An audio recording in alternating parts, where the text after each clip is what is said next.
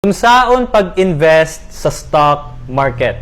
Okay, kasagaran sa tuwa gusto ta mag-invest sa stock market, and it's one of the kanang grabe siya na rampant na topics, and especially if you're going to talk to finance people, right? Because actually ang stock market, it's a really good platform for everybody like us, no?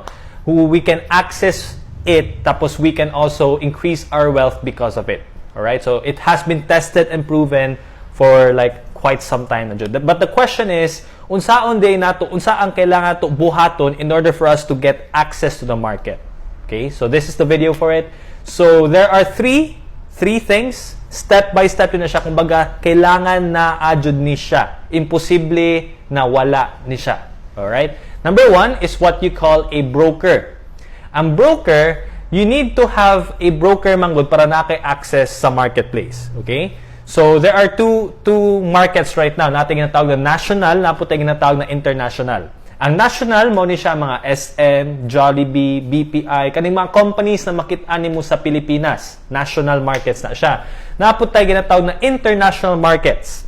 Sama ani kay mga Facebook, Google, Apple, kanang mga naa sa gawas, right? Specifically naa sa United States. So that's international markets, okay?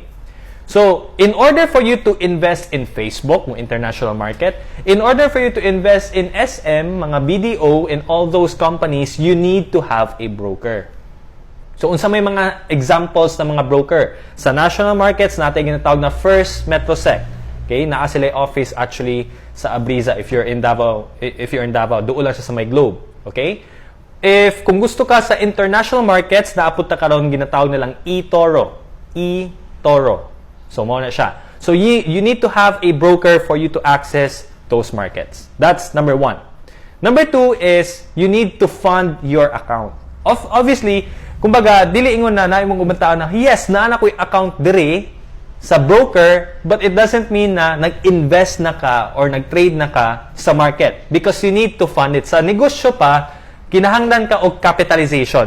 So, it's the same thing. It's like an initial investment ng imong ibutang dito para i-fund mo ang imong account so that you can start trading, right? And number three, na kailangan to buhaton para makatesting na jud ka how it feels like and how you can make money in the market, in the stock market, kailangan ka mag-trade or invest. So, ang kalahian against sa trader and investor is ang trader, mo ni siya ang, kumbaga, kailangan ginatanaw nimo ang technical analysis, ang fundamental analysis, what's happening to the marketplace para makatansya ka kanus ka mag-buy, kanus ka mag-sell. Ang investor is more about long-term perspective na siya. A very good example of this is si Warren Buffett, right?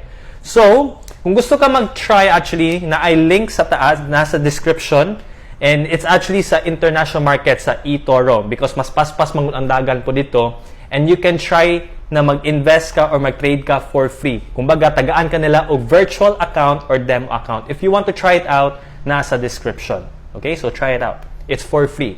Okay? So, question of the day. What are other considerations na kailangan to ma-understand or masabtan when we invest or when we trade in the stock market? Let us know in the comment section.